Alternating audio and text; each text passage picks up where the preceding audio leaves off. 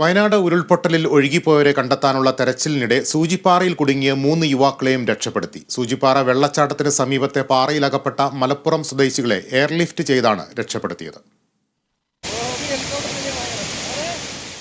ദുരന്തമുഖത്ത് കാണാതായവരെ കണ്ടെത്താൻ സ്വന്തം ജീവൻ പോലും പണയം വെച്ചാണ് രക്ഷാപ്രവർത്തകരും നാട്ടുകാരും രക്ഷാപ്രവർത്തനം നടത്തുന്നത്. അതിന്റെ നേർക്കാഴ്ചയാണിത്.